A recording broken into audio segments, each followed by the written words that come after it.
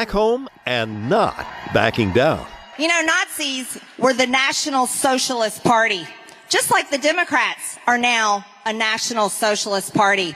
Following her comparison of mass mandates to the Holocaust, Georgia Congresswoman Marjorie Taylor Greene on Thursday night turned against what she called a little group in the Democratic Party, signaling out Representatives Alexander Ocasio-Cortez of New York and Ilhan Abdullahi Omar of Minnesota. So we have actual United States members of Congress, the Jihad Squad.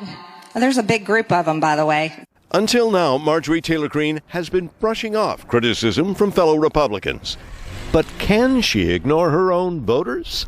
Those we talked to wonder, what was she thinking? The Holocaust was terrible. Terrible. And why she said that, compared to that, I really don't know.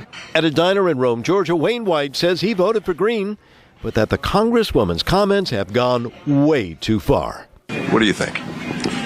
I don't think anybody should be comparing anything to the Nazis and the Holocaust. It's different worlds, just not appropriate.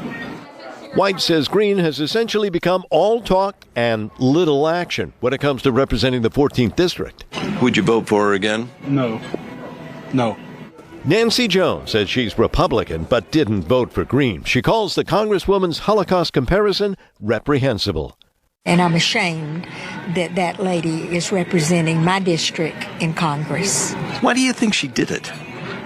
I think she's ignorant. She has no clue.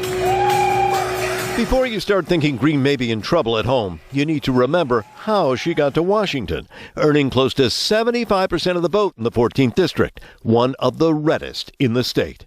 Former President Trump calling her a rising Republican star. And she has ridden outrage all the way to the bank, raising $3.2 million in just the first quarter of the year. Steve Caracas doesn't like her Holocaust talk, but he still likes Greene. This wouldn't change your vote? Probably not, because of what's going on the left. I would probably vote for her again. Robin Deal also voted for Greene and said the Congresswoman has been taken out of context. We came prepared. I can show you the tweet. And it's not just the tweet. There's been interviews, and maybe you've seen them. That first line right there, vaccinated employees get a vaccinated logo just like the Nazis forced Jewish people to wear a gold star. It's actually a yellow star, but that's immaterial. Right. She makes a direct contrast to a horrific, murderous event in history. Well, I don't necessarily agree with that statement, but I do agree with her right to say it. Thank you, Georgia! Like many other Greene supporters, Deal was concerned I would twist her words. To compare safety measures for the coronavirus against Nazi Germany and the Holocaust. That is wrong. Again, I'm not saying I agree with what she said, but I understand the emotion in which she said it with. How about that? Would you vote for her again? Absolutely. She still represents to you absolutely would. I absolutely would vote for her again, yes, sir.